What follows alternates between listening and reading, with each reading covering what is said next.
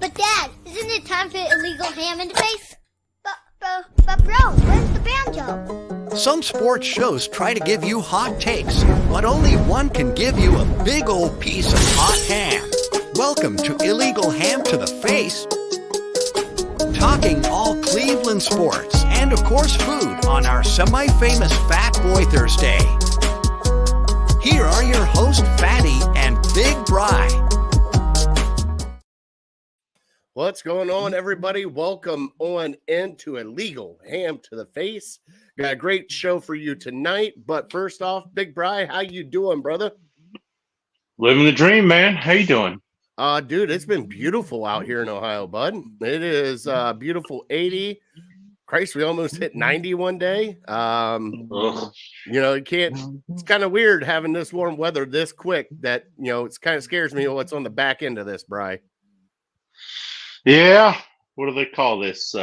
Fake third stage of fake spring or something? Probably. It'll be cold again and it'll be rainy again. And then eventually come end of May, we'll finally get spring for a week and then summer. And it'll be just hot as hell for 3 months. The rest of the year. Yep. That's how it goes. All right. We are still on Baby Watch. How's Baby Watch going? She is in the uncomfortable stage where everything she does, she's uncomfortable. So we kind of knew it was coming, but yeah, we're dealing with it. That is very so what weeks are we down to now? Where are you at right now in the week range? Like 2.5, 17 days, maybe 17 days. Oh, Bry. That's when we start playing the Europe on our radio. Start playing the final countdown. It's the final. Do-do-do-do. Just got to start playing that every day now, bud. Ugh, I don't know what to do with myself. I don't know if I should be scrambling like crazy to get prepared even more or try to enjoy my last few days. Well, Bry, I can honestly tell you, you will never be prepared. Right. Ever. That's my state of mind. There is no ifs, ands, or buts. Like when you think you're actually ready for it, you're like, yeah, let's do this. Something else comes up, and guess what? Here comes the curveball, and you're screwed. You're just it's like Major League 2. Oh, he's not going to throw him the heater. You're screwed, Vaughn. You're screwed. So, yeah, that's my way of looking at it. Hey, I'm just not going to be prepared, which frustrates the hell out of my wife because she's like, well, you can try to do something here. So I'm doing everything. And I just throw my hands up. Hey, you know what? I'm just not going to be prepared. So I'm just going to live with that. We'll roll with the punches as they come. I'll never be prepared. So, yeah, she doesn't love that attitude, to say the least. Oh, my God. I love it. We got Damon in here giving us a thumbs up. What's going on, D? I hope your surgery went well, brother. Hey, man. Oh, man, Brian, you're never going to be prepared for that one, no matter what you do. And I understand where she's at now. So, Brian, anything that happens in life in general is your fault. No matter what it is, it's your fault. You're just going to have to deal with it. You have to take it on the chin and just, yes, honey. Yes, dear. I love you. Yes. Yes. Yes. And then I'm sorry is at the top of my vocabulary. Man, so much it's so crazy that how that happens, isn't it? I say, oh, and here she goes calling me. She probably can hear me. I'm not going to answer. She's actually calling you? Yeah, she's probably hearing all of this. And oh, boy. She hung up because I told her I wasn't going to answer. Oh, okay. What if that was the baby call? No, she'd be running in here if it was a baby call. Okay. Well, you never know. She might bring you a beer tonight. Tell me you got a cold one ready. She's 20 feet away, so if it was anything too important, she'd barge right in. Okay. Jeez.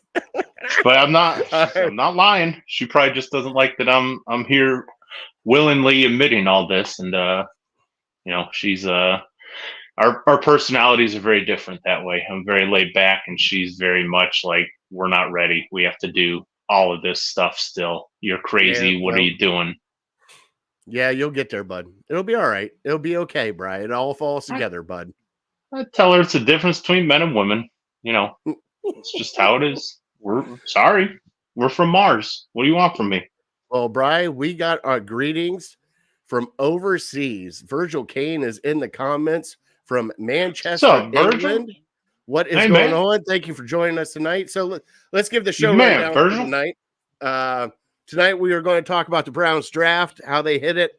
We are also going to talk the Cavs playoffs. Since the last time we talked on Friday for our draft special, Bri, Cavs came back to they lost a really bad one in Orlando, and then they came back to Cleveland 1-1, so we're up 3-2 in that series. Just on the guards and how they're doing right now, and then we will get into our top 3, our pick for current NBA players, top NBA players right now. And then also we have our trivia brought to you by City Dogs Cleveland. We have a new puppy tonight, but he's an old puppy. He's been on this show before, and we need him a dog. Oh, man. Really? So we also are going to hit up the cube rule on Fat Boy Thursday. So please stay tuned for that because Justin brought that to our greetings. So, all right, here we go, Brian. Let's start it off like we always do every show. Let's do some shout outs. Brian, do you got any shout outs this week, brother? Yeah, I guess the only shout out I got is kind of a sports related shout out, kind of beer related shout out. I got a new beer here. It's called Easy Buckets Blonde. It's a Great Lakes, but it has a giant Cavs logo on the packaging. So I think it's meant to be like a Cavs inspired beer. So Nice. I felt like I had to pick up a 6-pack. I won't tell you what it costs because my wife's probably still listening. But I felt like that was the start of the good juju for Game 5. So I had a hand in it. God, I hope so. So speaking of good juju for Game 5, Bri, can you give us like what is it, 20 bones? 20 bones for that 6-pack? Or it wasn't that. Okay. Okay. Not that much. Not that well, then much. she shouldn't be mad if it was that much then. In all honesty, it's probably about what craft beer 6-packs go for nowadays, but still a shock to the system for me to pay that much for 6 beers. Hey, I'm telling you, 30 rack of Busch Light, brother.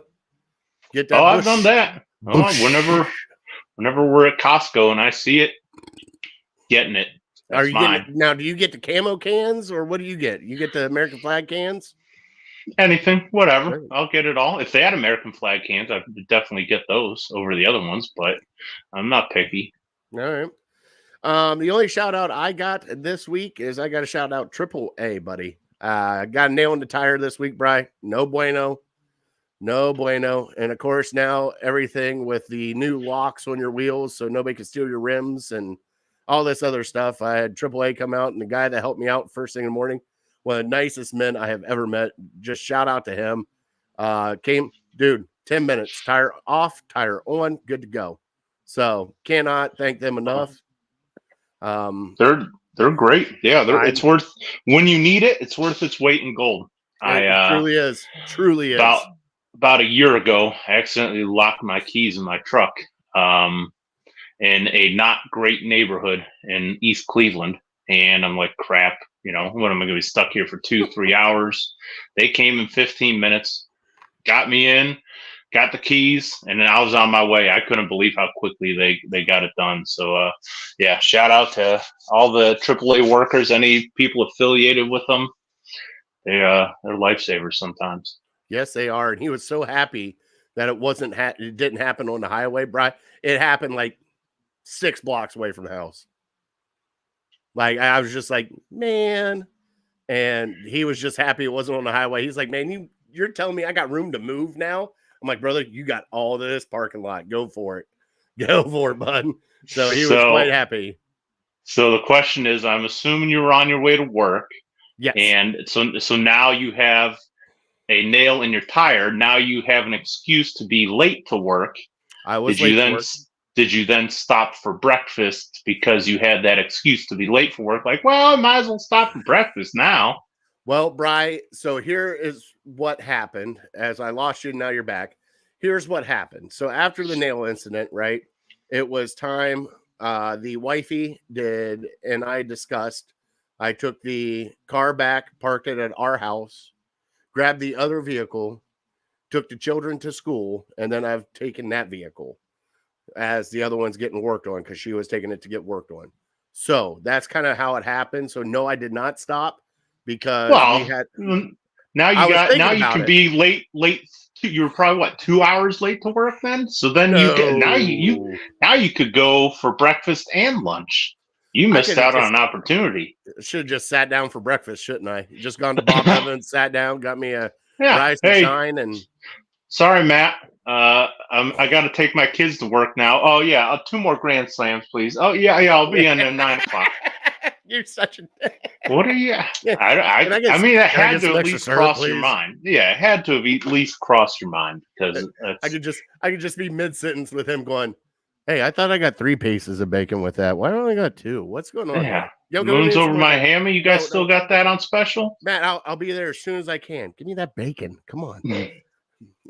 Disappointed in you. Sorry, Bri. It was just a weird day, and you know how that happens first thing in the morning. Throws out your whole morning. It definitely did.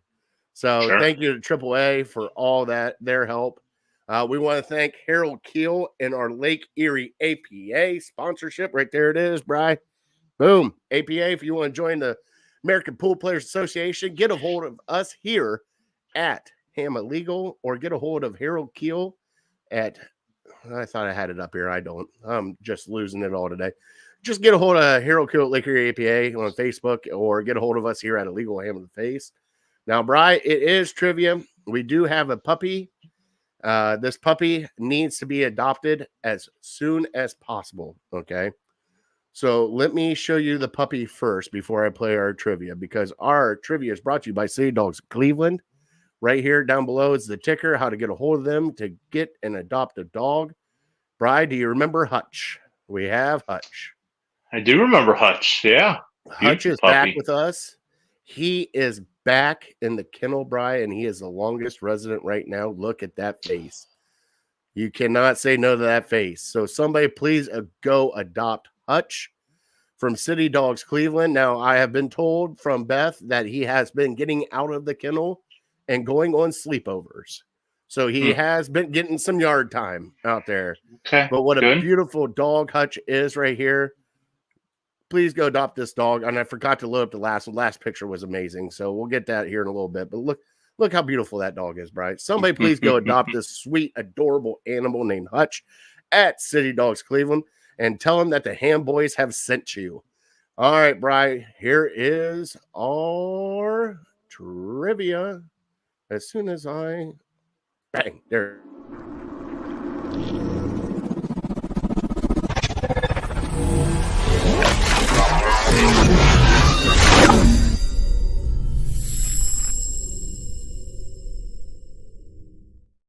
All right, our trivia. As soon as I still got a picture of Hutch up here, jeez.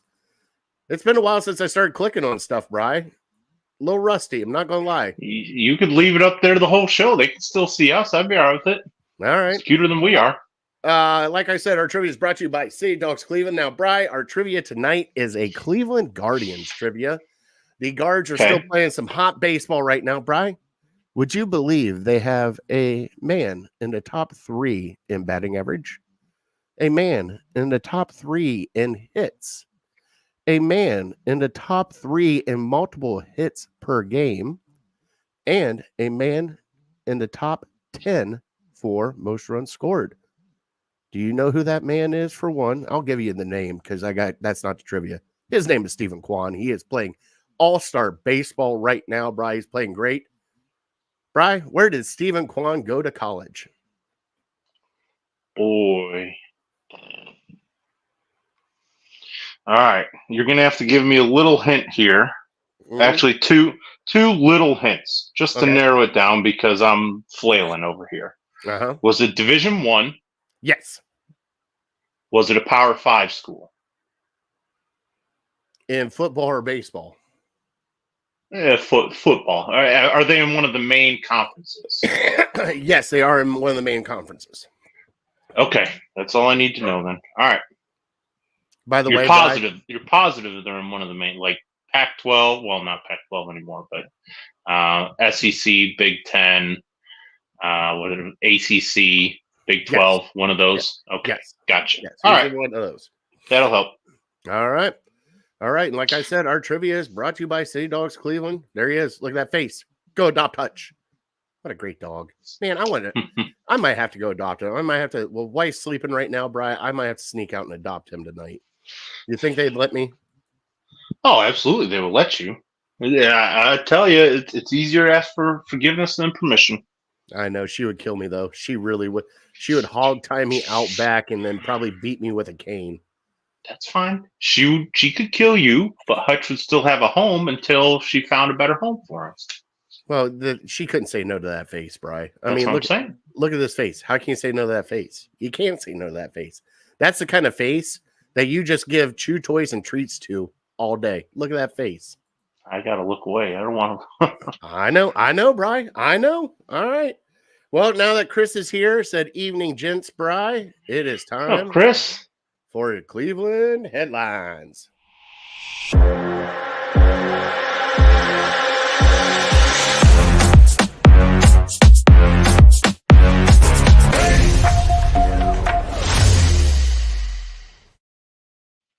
All right, your Cleveland headlines tonight. First off, we will start with guards, Bri. Guards are still kind of up and down hot. Offense is still going good. You know, you kind of gave me a little crap about Josh Naylor being Josh Naylor, but Bri, man's playing pretty damn good baseball right now, and he single-handedly last night stopped a few balls from getting out of the park. So guards are doing great. The only thing that's kind of iffy right now is the one thing that we never thought we would say about the Guardians, Bri, it's their starting pitching. Cookie Carrasco has been getting eaten up. We have lost 4 of the last 6, but I'm not too concerned because we're still on a road trip. Play Houston tonight at 8:10. But Bri, we're still scoring runs, bud. It's not like we're not scoring anything. You know, we've had a couple ninth inning games, couple, extra inning games, but I'm loving this guards team right now because it's been exciting baseball for an extended period of time that we haven't seen in a very long time. So, Bri, how are you feeling about the guards right now? How are you feeling about Cookie? Do you think they need to send him back to the bullpen a little bit and try to bring up somebody younger? It'd be hard to do that. Just for what he means to the team and what he means to the city. I think we'd understand because it'd be a baseball move, but I don't know. The fan of me wants him to hopefully keep trying to work it out. And then, I don't know. If we're still in that same position in a couple weeks or a month, then maybe it's time to reconsider some of our moves. But I mean, the most surprising thing to me is, like you said, is the bats. Because we can always kind of count on the pitching. And you're right. I gave Josh Naylor a little bit of crap before the season, just because we talk so glowingly about Josh Naylor because he's a fan favorite. But my point was, I don't know if his production was consistent enough to deserve all the praise that we give him. We talk about him like he's an all-star, and to my knowledge, I don't think he's made an all-star team. Well, this year he's looking like an all-star. So he's answering the call, and I ask that he just keeps doing what he's doing and keep it up for a whole year. And, more than anything else, we hope that he stays healthy, which is something he wasn't able to do at the end of last year. But I don't ding guys too much for not being able to stay healthy. It's not your fault if you get hurt. All you can do is play well when you're out there. So I give him a ton of credit. And then the other thing that's very surprising to me is just how well this team is doing.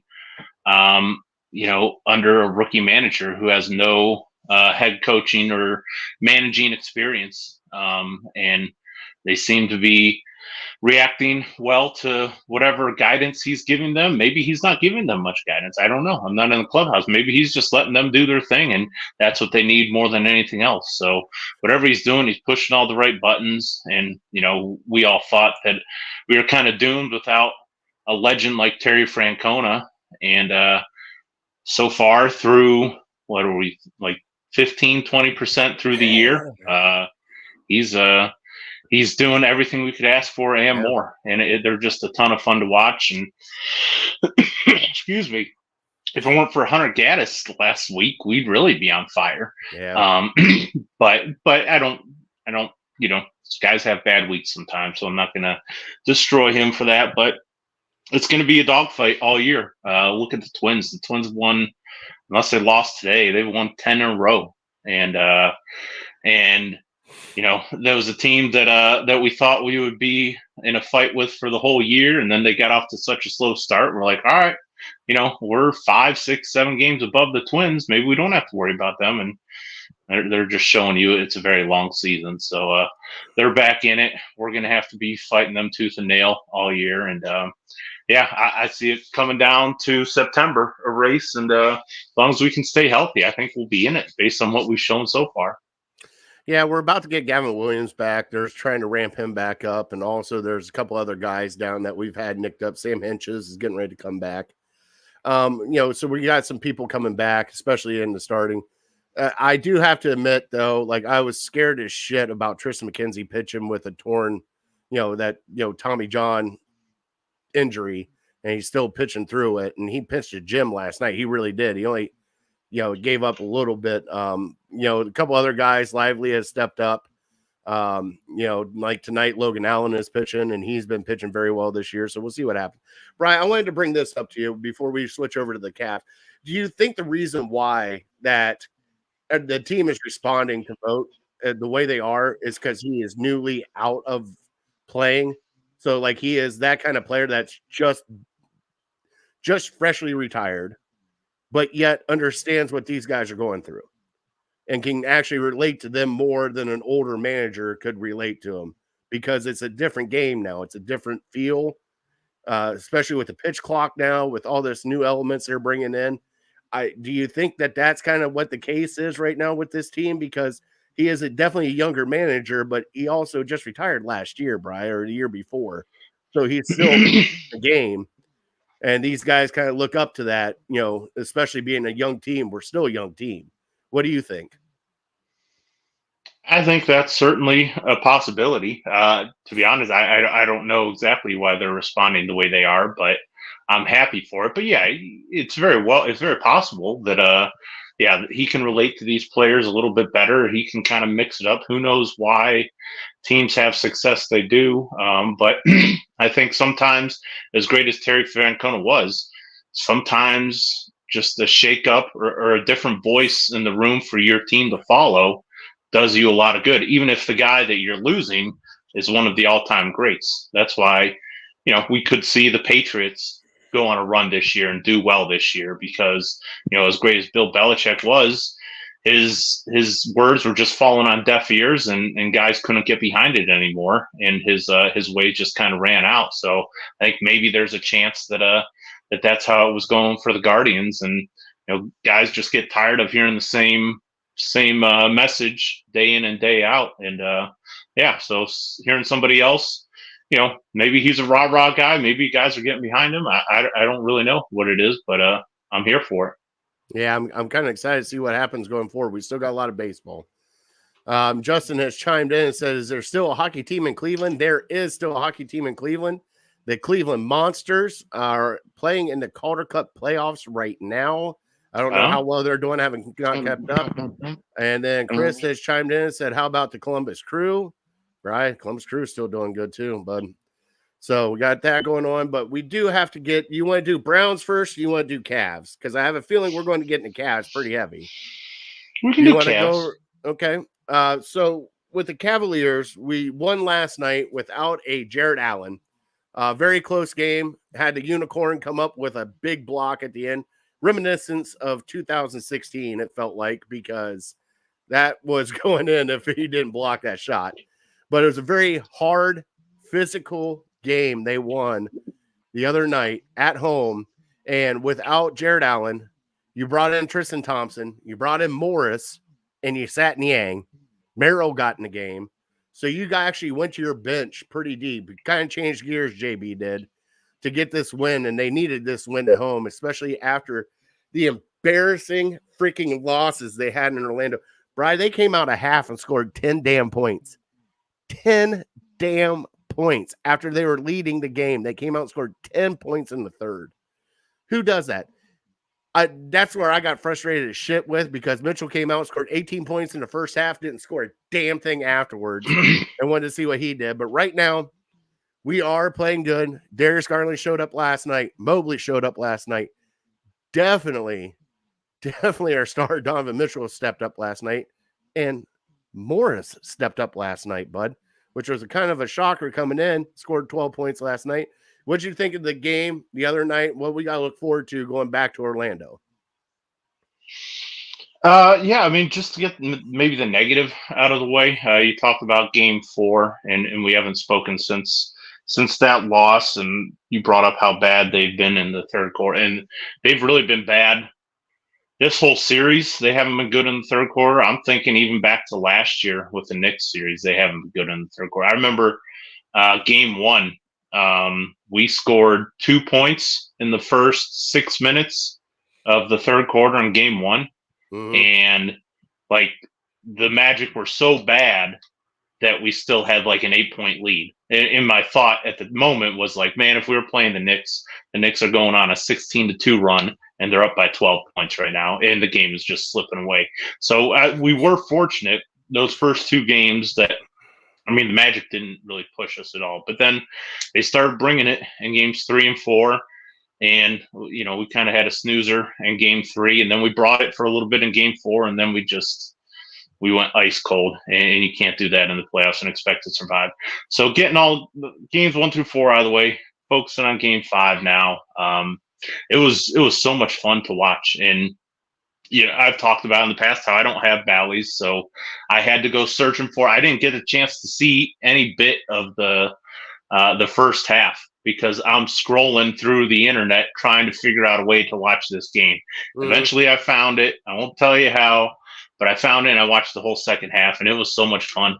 You know, I've bagged on the Cavs in the past for their roster makeup, and, you know, but at the end of the day, we're all Cavs fans. We all want what's best for the Cavs. I want to root for this team. I want to root for these guys. Garland, Allen, Mobley, they're all good guys. They're all guys I want to root for. I just think that maybe it doesn't really work in today's NBA, but just taking the game for what it was so much fun to watch. And yeah, you mentioned Marcus Morris stepping up, and I don't know if you blame JB for, like, come on, man. These are veterans that you have on your bench that have playoff experience. They can come in and give you solid minutes and make a couple of shots. And you certainly made some big shots in that second half. And Max Strus was borderline on fire at times. Yeah. He had a heat check.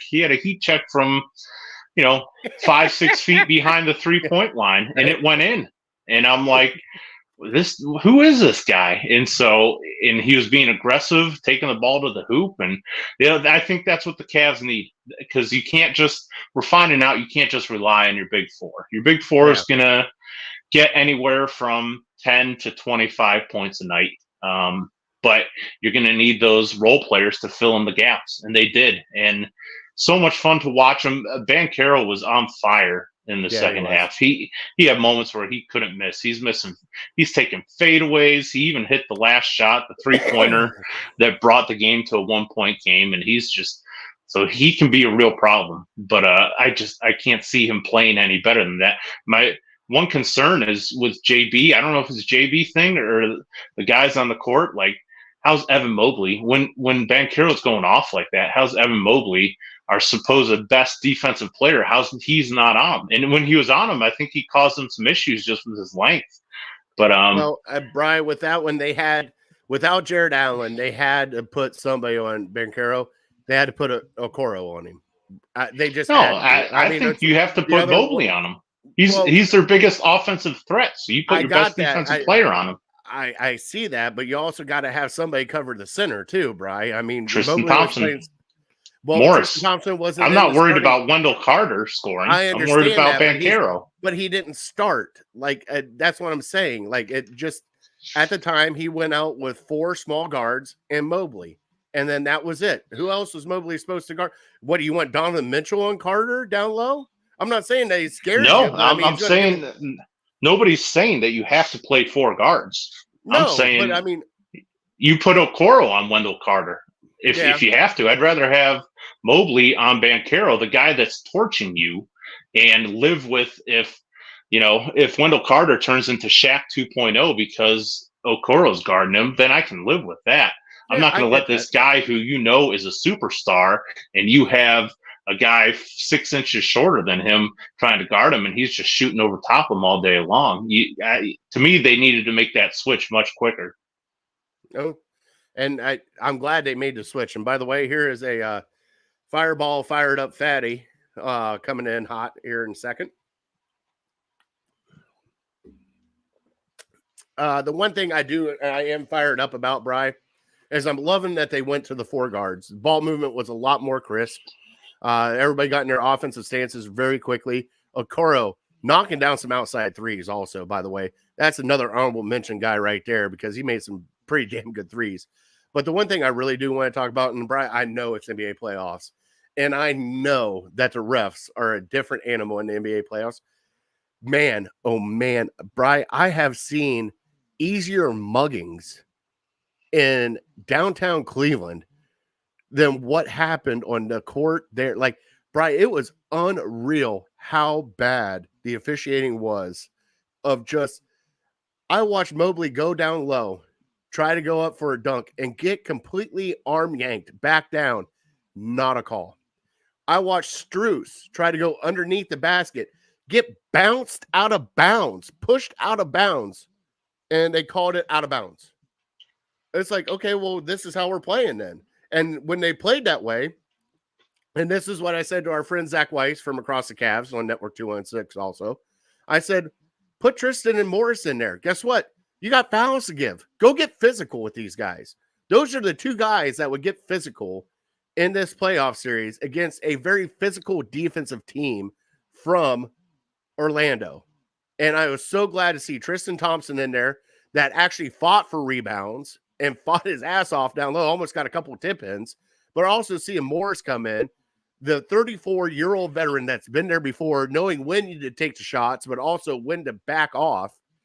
It was a good game plan finally from JB Bickerstaff to get those vets in. Now, the one thing that does concern me, though, Brian, is they said that Jared Allen is out with a rib issue. Brian, the only time that Jared Allen should be out is if it's a major injury to that rib issue. I have a feeling that he might be out for the next game also. I have a feeling that Jared Allen, and I'm not going to say that it's broken ribs or anything of that nature, but he is hurting bad because the guy that has led you all year, your Iron Man all year, and your aggressive player in the playoffs so far has to sit out a game because he's injured. It's because he's really hurt, not just like a little rib injury. But Brian, how do you feel about the refs, about Jared Allen missing? Well, the ironic thing is, we think about losing one of the leaders of our team, one of the most consistent players we've had all year. We think that's a terrible thing, but it might not be. Just because, and I know Jared Allen was healthy when we went on our run in January, but that goes to show you that one guard, Mitchell or Garland, and one big man, and then 3 shooters, that's when I feel like our team is at the best. So whether it's Allen, whether it's Mobley down low, and then Garland or Donovan Mitchell up top, and then 3 shooters around him, I mean, we've shown to have success that way. So I know it sucks not having him because he has dominated the glass at times in this series, and he's a very talented player. And I don't want to feel like I'm throwing shade at Jared Allen, but it's just it goes back to the old adage that our team needs to be constructed a certain way, and the way we have our most success is just with that one big man and one point guard, and having 2 big men in there at the same time is proven not to be our most effective lineup. So I don't know. It sounds like a big loss. I don't know if it is a big loss, but if we go and get torched on the rebounds in Game 6, we're going to say, well, we sure missed Jared Allen quite a bit. But then going to the refs, just to show how bad the refs were, you're talking about our guys getting mugged and this and that and not getting any calls or anything. My issue with the refs is on the other end of the court with the Magic. And it was It was so frustrating because time and time and time again, several times in that second half, they were calling these anticipatory fouls. They're anticipating a foul. The guy goes up, he lowers his shoulder. Even before he goes up for a shot, the refs decide we're calling a foul because there's going to be a little bit of contact there. And the one we challenged was Strus. He got there was ran no foul over. there. There was no foul. He jumped straight up and he kind of like turned, barely made as much contact as you and I have with each other. That's about the same amount of contact Franz Wagner and Strus had. And they reviewed it and they were still so hard-headed because they knew they're just screwing the Cavs over left and right. They didn't overturn it. And so that happened time and time again and it's a problem with the NBA. It's the refs. The refs think that there's going to be contact. So even before the contact happens, the game is moving so fast. I understand they have a difficult job. They're already whistle and mouth ready to blow because, or one guy, they're rewarding the flop. And sometimes a flop isn't standing there and taking a charge or a block. It's when you're dribbling and you just throw an arm up like that or something, and then, okay, there's a foul there. And it happened time and time and time again, and the crowd was getting on the refs like crazy. But they stayed pat to their plan, and they were going to just screw over the Cavs, and they did it time and time again. What about the one, who was your broadcast? Did you get Gus Johnson? I can't remember. Okay. It was probably NBA TV would be my guess. Okay, so I was listening to the Cavs broadcast because I was watching it on Bally's, and you had Austin Carr sitting there, and I'm telling you what, Brian, one of the fouls, I think it was Wagner coming down, dropped his shoulder, put it right in Strus's chest, and Strus was sitting there I think it was Strus, was standing like this, like he wasn't trying to just get in front of him, just dropped his shoulder, put him in his chest, and then just it was like, what are you doing? That is a charge. Like he lowered his shoulder, pushed the man off all the way into the damn crowd, but yet that's a blocking foul. How the hell are these? They need to kind of look at the blocking and the charge foul. But hey, I'm telling you what, Strus did take a couple of big charges though there at the end of the game. So, but I mean, it was just like, what are you supposed to do with these guys? They're coming downhill. What, you're supposed to just let them score? Come on. Yeah. When the offensive player initiates the contact, that's not a foul on the defense. Yeah. Everyone just assumes that whenever there's contact between an offensive and a defensive player, that's a foul. That's not the case. And I don't know. It's frustrating to watch. You think these guys are professionals and, they're going to get the calls right. But I feel like, honestly, they don't half the time, especially in this game. I'm not going to say it's an every single game problem, but I don't watch a ton of basketball every single minute, so I miss a lot of that. But just watching that and seeing how blatant it was hard to watch. Yeah. So what do you think? All right. So Chris is out of here. He's got to go tonight. Good night, Chris. Thank you for joining us. See, Chris. Brian, what do you think about Game 6 coming up? We're back down in Orlando. We don't know if Jared Allen's going to play or not. He's still questionable.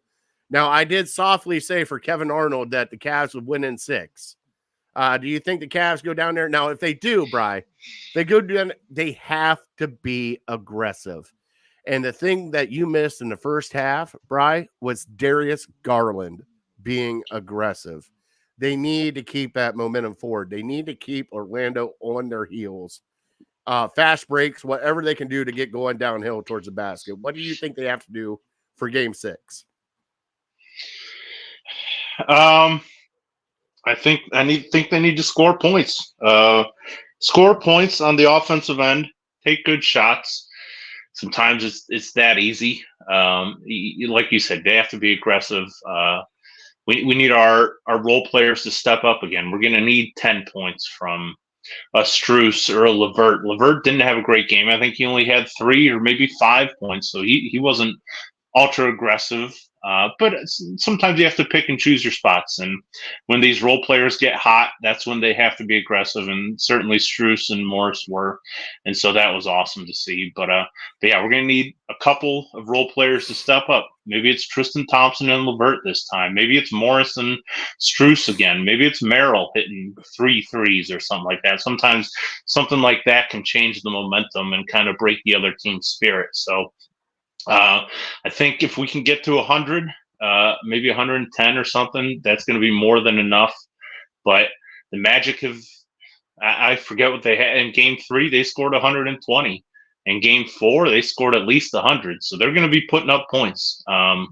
So you have to stay with them. You can't be falling behind too much. And then on the offensive or on the defensive end, you got to limit Banchero. I know, like we did in Game 4, and that's what made Game 4 so hard to stomach. Was we kind of neutralized him, and we still ended up losing pretty bad because we just couldn't score the ball to hang with them. So yeah, neutralize their stars on the defensive end. Banchero, Franz Wagner can get hot at times, and then defensively or offensively, you just you need these role players to step up, and you need our superstars to show up and not try to do too much, because we don't need a 35-point effort from Mitchell or anything like that.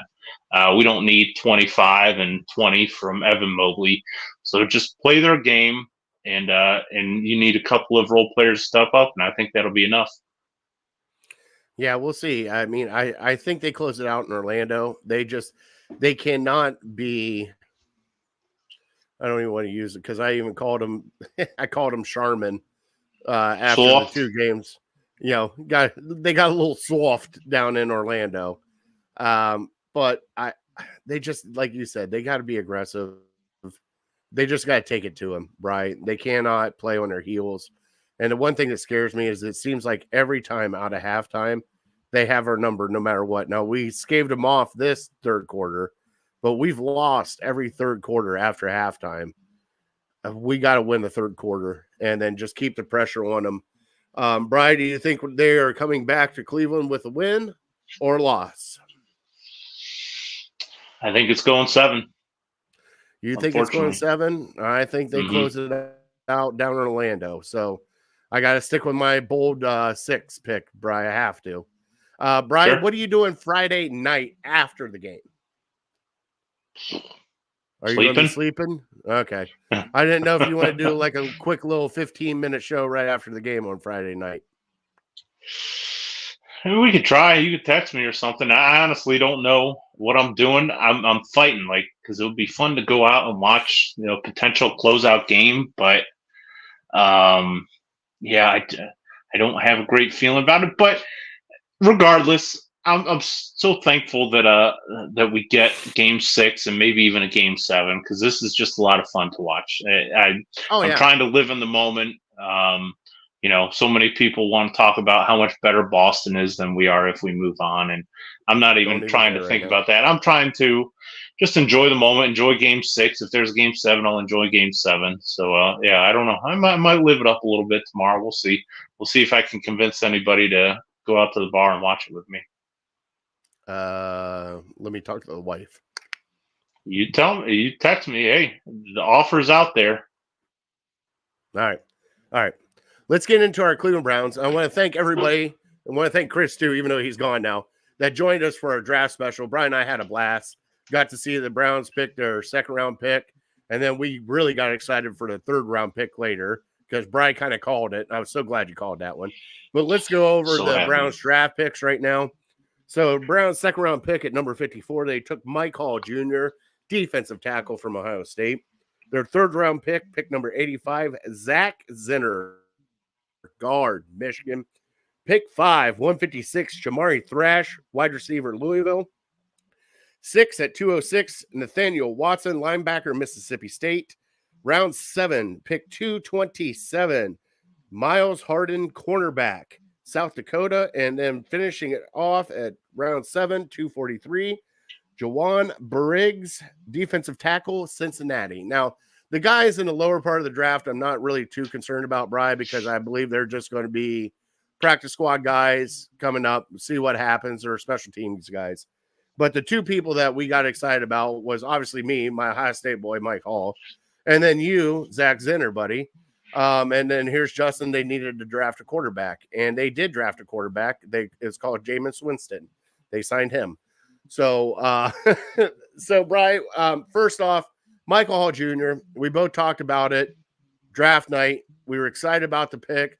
Kind of weird they took that pick because we weren't thinking they would take a defensive tackle at that pick. We were kind of like leaning elsewhere, but they took Mike Hall. There's some definite upside. He's only 20 years old, Bry. Definite upside with that man. I did watch, Ohio State, Notre Dame. If you had not seen that film, go do it because that shows you what Mike Hall could be. And he just kind of wrecked that game. But Bry, I hate to admit that Michigan man coming to Cleveland, it's hard for me to admit, but Bry, I like this kid. This kid reminds me of Wyatt Teller. He is a hard-nosed, hard-working kid. He was the heart and soul of that offensive line up in Michigan this past year. And Bry, he is just a beast. He is just one of those, like we like to call it, country strong boys, Bry. He will move anybody out of the road. He is not a finesse blocker. He is a power downhill, wants to get ugly with somebody. And he gets to learn from two of the best with Botonio and Teller. So, Bry, what do you think about Michigan man Zach Minter and Mike Hall Jr.? I mean, just looking at the draft as a whole, I couldn't be a whole lot happier with what they did. Because like we talked during the draft special, there were three positions I felt they had to address, and that was defensive tackle, linebacker, and wide receiver. And with three of their first picks, they went defensive tackle, fifth rounder wide receiver, and sixth rounder linebacker. So as long as they addressed those, I was going to be happy. And then, I mean, you knew my love for Zach Zinner. He was the one out of all the Michigan guys that were going to be drafted. He was the one guy that I wanted them to draft. And so when they did, I was over the moon. And I never thought I'd be this excited for the Browns to draft a guard in the third round. But I'm sold on this kid. Michigan's had one of the best offensive lines in the country the last couple of years, and this guy was the leader of that offensive line. And he went down with the injury, which I think is why his draft stock slid a little bit, which I couldn't be happier about. And I think we talked. He was even projected to go in the fourth or maybe even fifth round in some mock drafts. So what that tells me is the Browns really wanted this guy. They weren't going to wait for him to see if he gets to the fifth round or maybe to the fourth round and they can try to trade up and get him. They said, we have this pick. He's available. We're going to go get him. And so that's what they did. And, as much as I love the draft, it's kind of does have mixed emotions for me because honestly, I don't know how much better the 2024 Browns got with this draft because I think this is a draft of the future. Yes. Because right now, as we sit today, Mike Hall is their maybe fourth or fifth defensive tackle on the draft chart, the depth chart. And so, he's going to have time to develop. He's very young. So I don't know. Unless he just comes in and blows everyone away, he at least has an opportunity. If he plays far above any expectations, he does have the opportunity to get in and play, especially defensive linemen rotate in and out so much. He'll get a chance to see the field. Zach Zinner, I don't know. I don't know how healthy he is with his leg injury and offensive line. You hear it all the time about how they're one unit.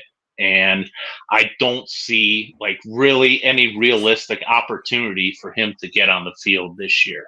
The only possible way I see without an injury, the only possible way I see him getting on the field is if he's just killing it and he's standing out in training camp and they say, hey, maybe. Well, no, I think I don't think he's not going to overtake Botonio. Botonio's set in stone. If he's healthy, no. But what I'm saying, he's got to be a part of the offense somewhere is what they're going to be like. If he is doing how Nick Harris did last year as a fullback. Yeah. I heard about that. Right. He could be, but I think, even other than just being like a gadget guy or somebody lining up as a H-back or extra tight end on the goal line, I think maybe if he can just kill it and there's been rumblings about maybe seeing if he can play some center. If he can do that, although they did sign a center from the Rams this week, so that guy might be your backup center. But I think you were kind of clamoring for them to draft an offensive tackle in the draft, and they didn't. But we still have 3 solid offensive tackles, and maybe we weren't sure if James Hudson's still on the roster or Jerron. He is. Christian, right? Christian. I don't know if he is or not because I think they just signed him for the rest of the year. But I mean, we still got Wills. We still got Wills. We got Hudson. We got good God, Jones, and we got Conklin. So those are 4 solid tackles. And then we picked up that kid from Cincinnati too. That big guy from Cincinnati. Was he a tackle? Yeah, you're right. Whose name we can't pronounce. Well, I can't pronounce half the names anyways, Brian. Let's just be honest with that. So we got 5 tackles there. We got this backup center and Posick at center. This guy who has experience with the Rams starting. And then we have Teller, Bitonio, Jermaine Ifedi, who we just signed, and Zach Zinner. So, I mean, we are stacked at the offensive line position. I think maybe might be a slight, I don't know if I want to call it an overreaction, but just based on knowing that our guys are maybe Bitonio, Conklin, even Wills a little bit. Guys are getting up there in age, and they're going to be a little more injury prone. So you have to have a plan in case they get hurt. And so I think the Browns are doing a great job solidifying their offensive line, and I feel great about where they're at. But yeah, going back to Zach Zinner, I don't really see. I'm back. Oh, he got there me. You are. You're good. Yep. And I'm back again. Okay. Yes, sorry, stupid app on here. Yeah, I don't see real opportunity for him to get into the games without an injury to Teller or Bitonio, but that's fine. Yeah, that's why I drafted him. The reason I was so excited about drafting him is because Bitonio might only have a year or 2 left, and I think this guy is going to be perfect to step in to not ruffle any feathers, to kind of maybe sit back, and I think in 2, 3, 4 years he can be the leader of our offensive line. Because other than Bitonio and maybe Conklin, we don't really have a leader. Teller's a great player, but I don't really know if he's a leader of the offensive line. Jed Wills, we don't know what his future is. So I think Zinter can be the leader. He can get into that Bitonio role and kind of be the guy who's been here for a long time. Then Jamari Thrash, I don't know a ton about him, I'll be honest. If you do, you can go ahead, but maybe we can circle back to him. Nathaniel Watson sounds like he can be a player.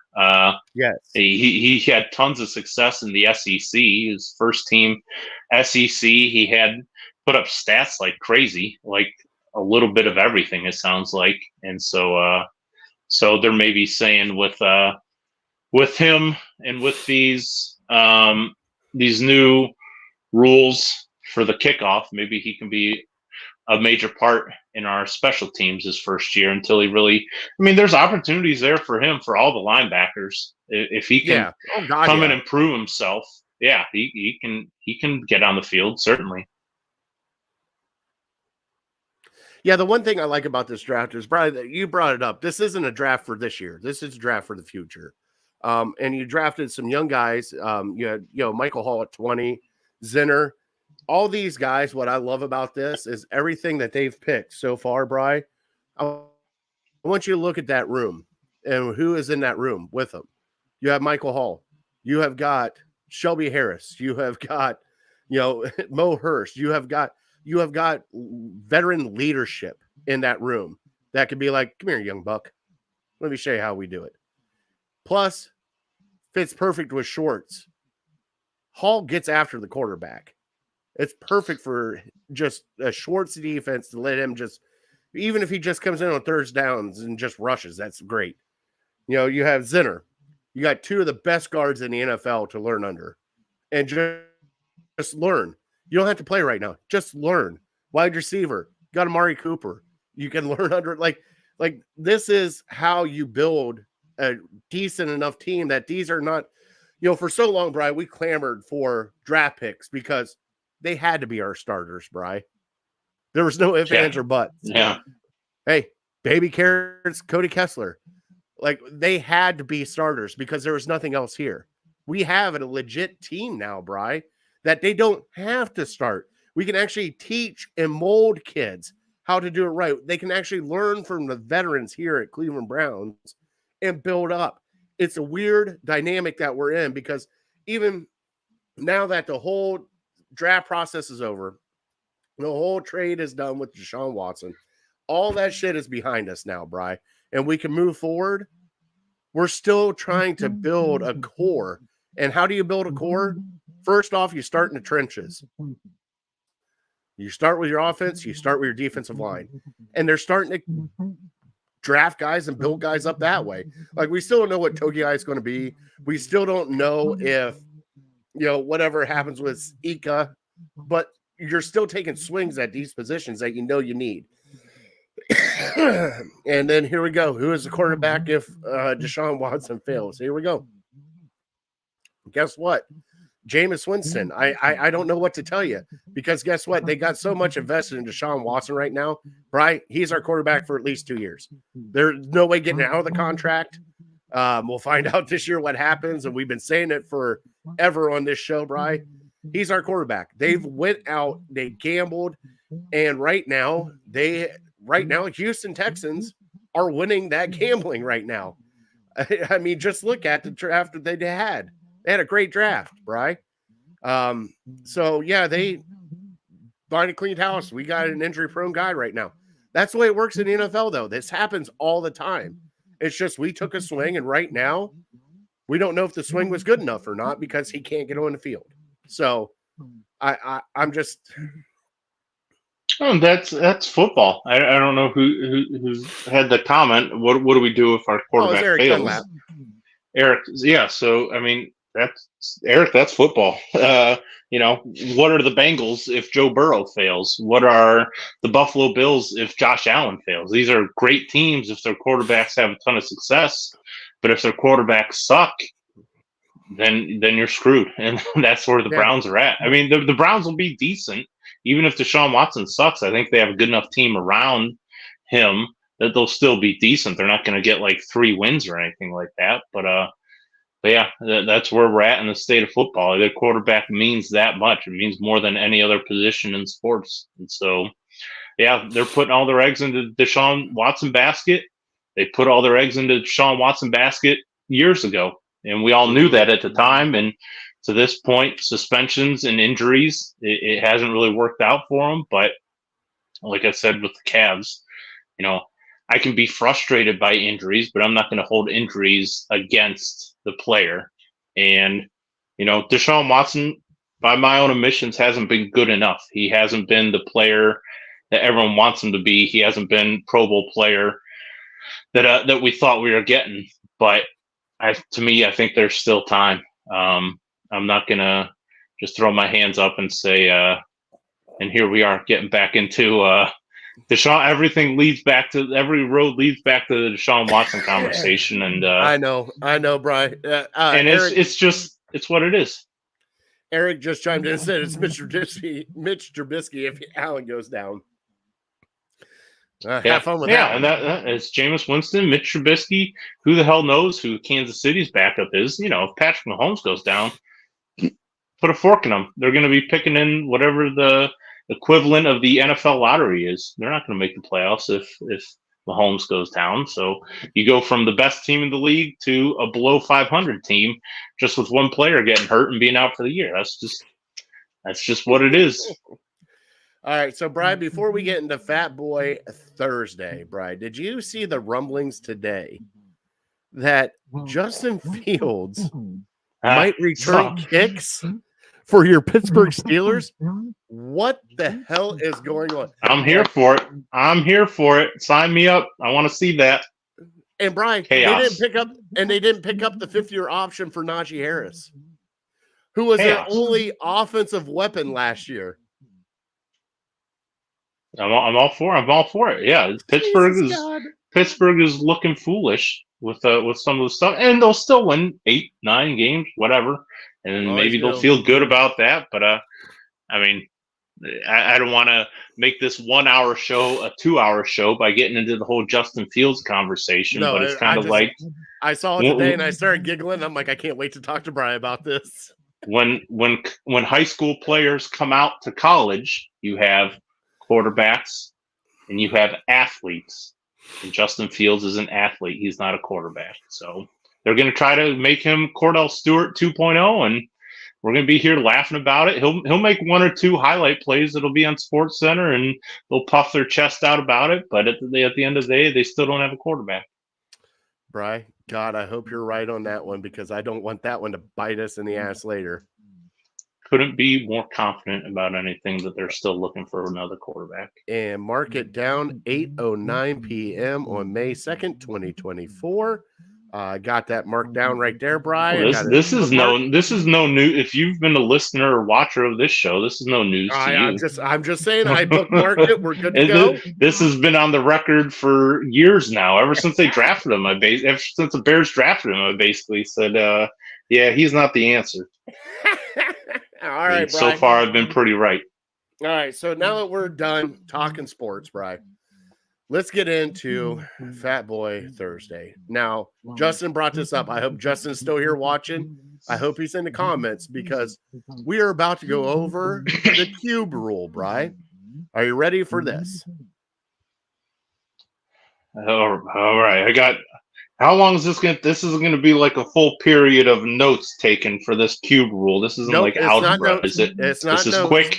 It's just quick. You ready? Okay, ready. Sounder, buddy.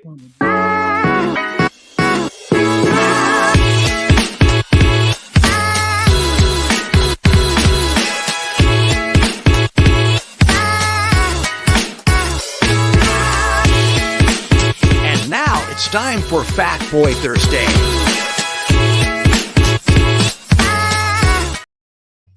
Now, not only do we talk sports, we talk a lot of food. Now, Brian, I'm bringing up the cube rule right here. Let me add it to our stage.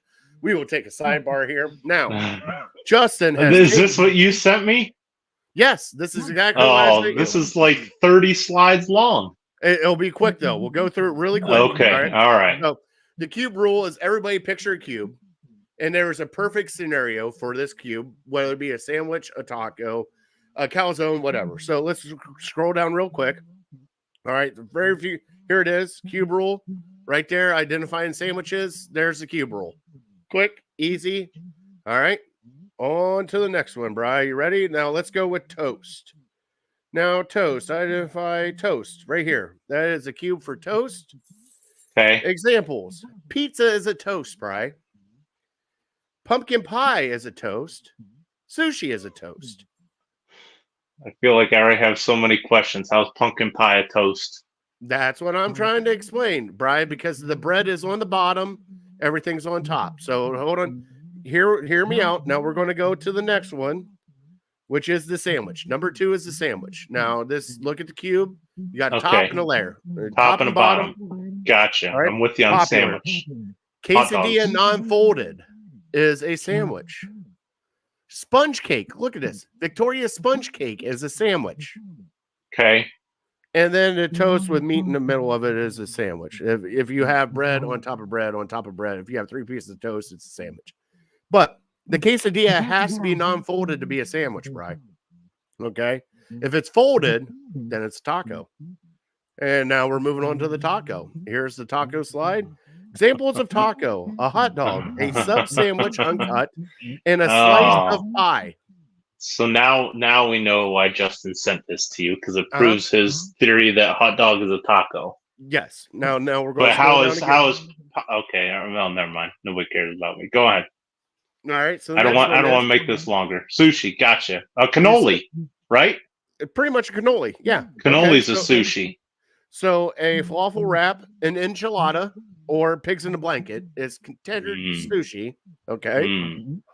All right. Now quiche. Now quiche is a outside with an inside layer. Now, here we go. Here is the examples for quiche, right?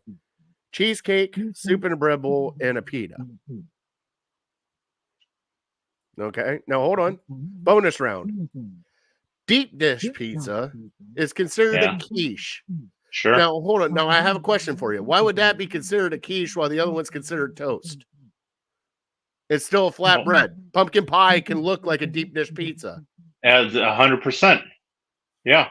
All right. You're taking the whole pie in this example, but the other one you're just taking a piece, and so it changes a piece of deep dish. This is what I'm talking about, Brian. We're going to debunk this method here. Now we go to the calzone, Brian. Number 6, calzone. All right. Calzone. Burrito is a calzone, corn dog, and a pie. Pie with a crust on top. This is now the third example of pie we've given. Now, but the thing is, though, Brian, is if you cut into that pie, wouldn't it be a sandwich, or wouldn't it be toast, or wouldn't it be something else? Because I don't understand this thinking and process of this. And then the last round, bonus round number 6, calzone. Here we go. Dumplings, Pop-Tarts, and Uncrustables.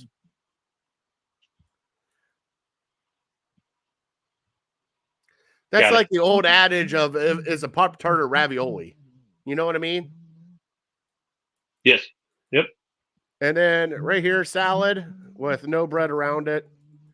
Steak, mashed potatoes, all that crap. Bonus round, chicken, sausage, soup. Cake, layered. Here we go.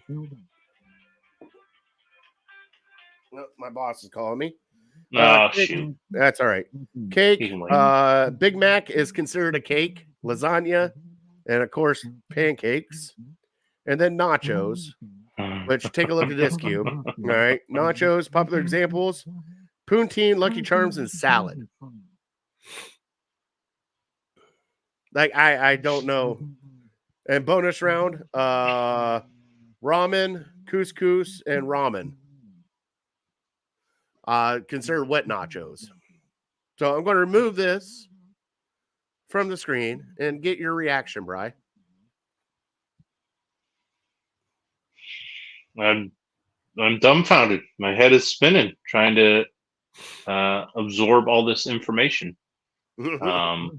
Some of it I did grasp onto some of it. Others of it I felt like it was a major stretch. The nachos one, I still have a hard time understanding that. But hey, kudos to whoever put in all that effort to make all this stuff happen. So thank you. I mean, like the only thing I got with it is like you can't name one thing and then name it another. So like you had deep dish pizza and pizza. Like I understand what you're trying to say with pizza being a toast, but so would also deep dish pizza because it's kind of the same thing. Like I don't. It's just a weird scenario.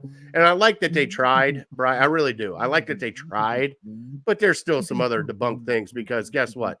If you cut a sub in half, then it's technically a sandwich. So why would it be not a sandwich? Like, you know what I'm saying? Like, why would it be considered a hot dog if it was not cut? It's still a piece of bread. You can still cut the other side. Same with a hot dog bun. You can cut the other side if you want to. It's still like, come on. There is differences in this. It's just horrible. I don't like it. I saw, not to hijack the segment, but I saw this one thing that we can. Oh, it was on Facebook or one of the reels on Facebook, and it was this really chubby dude playing golf, and everyone's responding with all these hilarious names, golfer names, but switched into like a fat guy. Oh, okay. I was dying laughing. Bryson DeHambone was one of them. Oh, Jesus. Heavy Ballesteros was another. Thicky Fowler was another. Oh, I'm gonna have to send it to you because it was just I was dying laughing, and like in the comments, people are like standing up like you shouldn't be mean to this guy, and I'm like just take it for what it was. It was Tony Feed now. I'm telling you, it was gold. Everyone was better than the last one. You're going to give me a heart attack. That's hilarious. All right, man, send me that reel. And we'll watch it live next week. I'll try to figure out how to, because this dude was easily 4 bills, and he's just out there having the time of his life playing. Hey, there's nothing wrong with that. Right. As 2 fat guys, we're not poking fun at this dude. You know, if people came at me with some of these same comments, I'd be dying laughing just as hard. It was just, how can we poke fun? Me. Look at our names here: Big Bry, Fatty. Like, yep. Oh, it was so good. Oh, that's great. I'll send it to you as soon as we get off here. All right, let's do our top 3 and then close out the show, brother.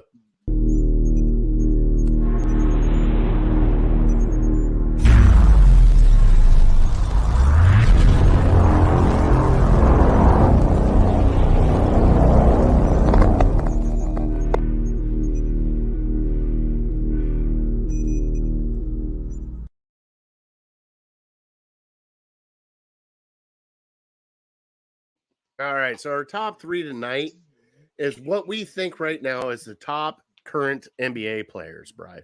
And the reason why I brought this up to you is we've had Steph Curry is out of the playoffs. LeBron James is out of the playoffs. Kevin Durant is out of the playoffs. Russell Westbrook, who used to be great, and I don't know what the hell he is now. He is just after a couple double technicals and some other things I've seen out of him, he might as well just go ahead and retire. So, Brian, give me your top 3 right now, NBA players. Yeah, this is tough. I feel pretty confident in 1 and 2. 3, I kind of struggled, and you're probably going to bring up somebody, and I'm going to be like, oh, yeah, duh, that guy, and I just didn't think of him. But so my number 3, I was in between 2 players, and it was Luka Doncic, and who I think I'm going to put at number 3 is Joel Embiid. And probably not much of a stretch because he is the reigning MVP. But I think just when he's healthy, he can do. He's a big guy who can also play outside, and you know he can really do it all. He's maybe not the best defensive player, but I know we talked with Kevin a couple weeks ago about would you trade for him. But yeah, I'm just a big fan of his game, and I think he can do so much. And then so my number 2 is Giannis.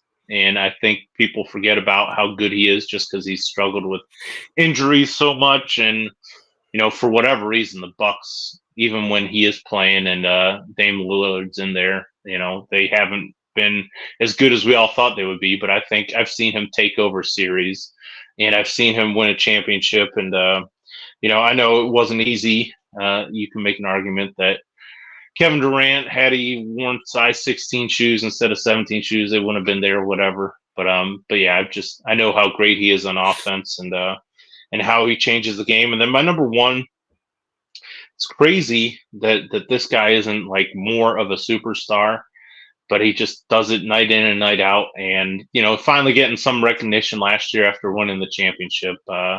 Nikola Jokic is just, I don't know why, maybe just because he's not a huge personality. Maybe he doesn't talk a ton. He's not great at speaking English. But he's just he affects the game in so many different aspects. And yeah, he has a dad bod, so he doesn't really look like one of these chiseled LeBron James athletes, but he's really freaking good. And yeah, I think right now, to me, I have to put him number 1. Bri, my God, you and I are on the same page. Bri, and I'm serious. It's the exact same page. That's what I have for my top 3 right now. Luka was there, of course. Yeah. Who else? Let's brainstorm. Who else will we put in the top 5? Okay, Tatum in there. Tatum might be in there. Another one that you can kind of throw in there, Bri, is right now the way he's playing in Minnesota. Anthony Edwards at 22, playing crazy basketball right now.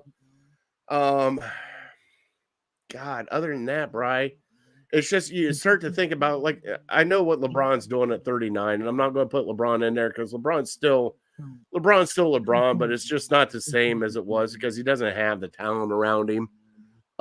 You can right now the way he's 21 years old, Baccaro is playing. Especially down in Orlando. Like, you got a lot of really, really great young guys coming up. But, like, the one that I'm keeping my eye on right now, Brian, is Ant-Man, bud. Anthony Edwards is just playing unreal right now. And that's a fun team to watch. If you guys have not watched that team, man, that's a fun team to watch play basketball. So go check them out.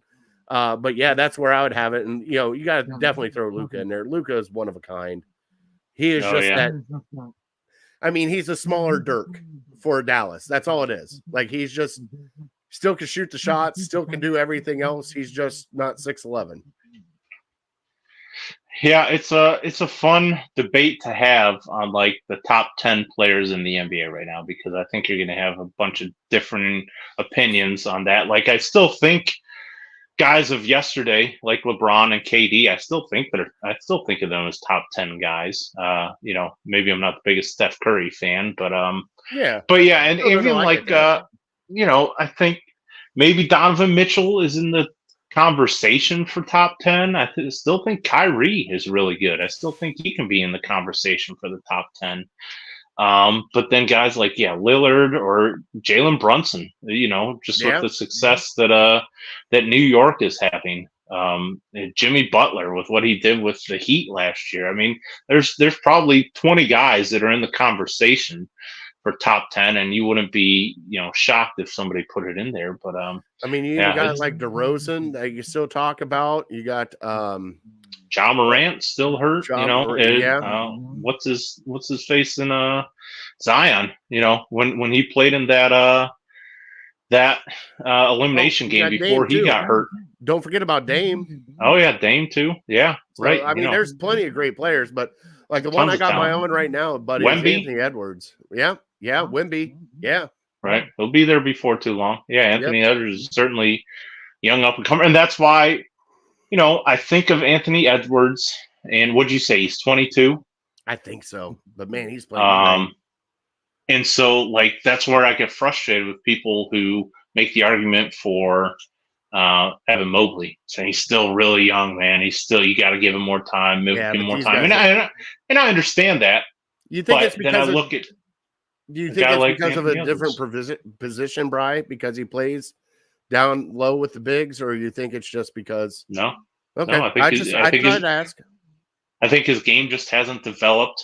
And that's another whole conversation that we could have about, and we will in the off season. But people are talking about, well, was it a good deal to trade for Donovan Mitchell? Maybe this was just a bad deal. I don't know what they were thinking, but I think part of that, when you traded for Donovan Mitchell, you were expecting Garland and Mobley to be developing these last couple of years and to be all-stars at this point. And then if they were all-stars and Donovan Mitchell was an all-star, then you can make a push for a championship. And I feel like Garland and Mobley have not held up their end of the bargain. And so that's why, it's not maybe Donovan Mitchell's fault why you can't criticize him, although you can criticize his playoff performance. I'm not saying he's been great in the playoffs, but I feel like these other guys haven't held up their end of the bargain. So yeah, that's why the team isn't where we wish they would be right now. Yeah. We'll see what happens coming up, buddy. By the way, stay tuned for Friday night. You might see these two fat faces after either a Game 6 win or loss. But we got to get our trivia done and over with, Bri. And guess what? Trivia brought to you by City Dogs Cleveland. There he is. There's Hutch. Please adopt that dog. Look at that face, Bri. Just look at him. I bet you that dog snores too. I bet you he snores good. So please go adopt that dog. All right, Bri. Trivia I got you is Stephen Kwan. Where did he go to college? I'm going to say Stephen Kwan was an Arizona Wildcat. Not even close, but you're in the right area, though. You're definitely on the West Coast. Okay, USC? Nope. He was in the Pac-12. Before the Pac-12 is not Pac-12. I don't know. You tell me. Or south? Is he south of Pac-12 or northern school in the Pac-12? Northern. Really? That's surprising because a lot of baseball guys come from the South. I know, right? Oregon State. There you go, buddy. He was really? Oregon State Beaver. Beaver. Sweet. He was a Beaver picked in the 5th round. Spent 4 years in the minors before he got called up. And he's been up with Cleveland ever since. Can you name another Cleveland athlete that went to Oregon State? past or present? God, you suck. Double trivia time. Browns fan? Browns player? Yep, Browns player, number 3. Number 3. Mm-hmm. Nope. He played for Oklahoma State. Pro Bowler. Not that guy. Made a Pro Bowl. Made a Pro Bowl. Yep. Who the hell am I not missing now? Now you're fucking... All right, give it to me. Now, because I'm drawing a blank, and now I feel like a jackass. Derek Anderson. Shut the fuck up. I'm pretty sure. I mean, that's just going off the top of my head. I think he went to... Who went to... Oh, okay. Yeah, right. That's Oklahoma State. Same colors. OSU. Right. Yep. Very close. Same number. All right. So go adopt Hutch, please. Tell them the Ham Boys have sent you. We're here at the end of the show. We want to thank our troops, first responders. First of all, we also want to thank everybody that's watching right now, Bri. Thank you all for watching. We love doing this. We have fun together. And, of course, we'll get into some fat boy topics here coming up. But, Bri, we're at the end of the show. God bless them. God bless you. God bless America. I always catch you mid-drink when you do that, too. I finished it. I'm good. Attaboy. We are Illegal Ham to the Face. We are definitely uncorked, unloading. We're out. Thank you guys for watching. See you next Thursday.